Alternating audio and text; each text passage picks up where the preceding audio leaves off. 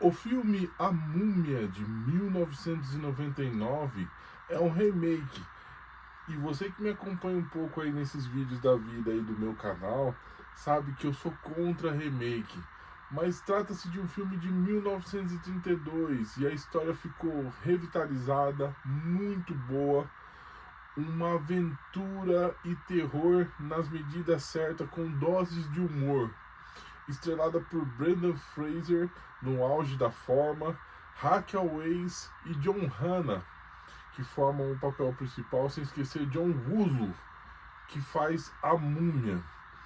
Olha, para um filme de 80 milhões, ele se tornou um grande blockbuster no ano de 1999, arrecadando 415 milhões só nos cinemas. O resto é detalhe. E é sobre isso que eu vou falar hoje nesse vídeo, lembrando que esta é apenas a minha humilde opinião de fã, de cinéfilo. Então, logo mais depois da vinheta nós estamos começando então, bora lá? Bora lá então?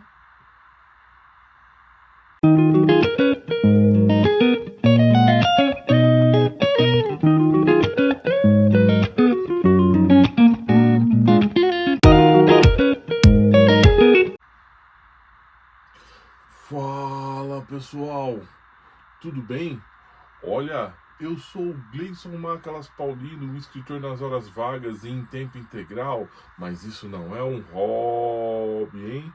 Vamos deixar tudo às claras para não ficar nenhum tipo de mal entendido. Tudo bem? Combinado então? O filme A Múmia, de 1999, olha, com os efeitos de época, envelheceu bem. Porque eu tive que ver o filme para poder fazer esse vídeo e tá bem bacana, bem legal. Muita coisa, é como se fosse da atualidade, de hoje. Brendan Fraser faz uma espécie de cowboy do ano de 1920 e poucos. Bom de briga, no manuseio de armas de fogo, faca. Ele é aquele famoso pau para toda obra. E acaba se metendo em confusão lá para os lados do Egito, do deserto, e acaba preso para ser enforcado por lá. Quando ele vai ser enforcado, ele acaba convencendo com Raquel Weisz, uma bibliotecária que está linda, impecável nesse papel. E ela vai falar com ele e ele lhe rouba um beijo ainda, mas ele tá todo zoado lá porque tá preso, tá fudido. E o que acontece? Ele vai ser enforcado, mas a corda não quebra o pescoço dele, ele fica pendurado, agonizando, até que ela negocia a sua libertação, porque ele havia visto um túmulo de um faraó do Egito famoso, onde poucos conheciam, mas ele havia estado lá. Então, por ele ter estado nesse lugar, ela resolveu salvar sua vida para que ele a levasse até esse lugar onde havia tesouros, coisas antigas e etc. Então, bora lá então. No que ele se refaz, isso, aquilo, tal, começa a ter uma far entre os dois. Com o seu irmão roubando a cena, John Hannah, que serve de alívio cômico para o filme. Eles se mandam para esse lugar, que ainda é inédito ainda, só que é um lugar amaldiçoado. Porque um inimigo do faraó, que teve um caso com uma de suas mulheres, uma de suas amantes, foi pego em flagrante, isso no passado, bem lá atrás, uns 3.000 anos antes. E ele matou o faraó. Como punição, ela foi morta e ele também foi morto. Retirado seus órgãos vitais para que ele passasse a eternidade vivo, agonizando, sendo comido por besouros assassinos, que fazem parte da película. Eles estão indo para lá e encontram com uma frota de cowboys também, americanos também no melhor estilo, uma seita que protege o lugar, que sabe do mal que habita ali, então não deixa o pessoal chegar. Elas invadem o lugar e eles trocam tiro para tudo quanto é lado, trocam tiro, matam bastante gente, mas acabam chegando lá. eles acham um tesouro que acaba despertando a múmia. A múmia é o Oslo, um ator que ficou bem na pele da múmia, só que ele vai revitalizando aos poucos. E eles vão achando um livro, né, o Necronômion, um livro da morte, que ao ser recitado algumas palavras dele, faz com que essa múmia volte à vida.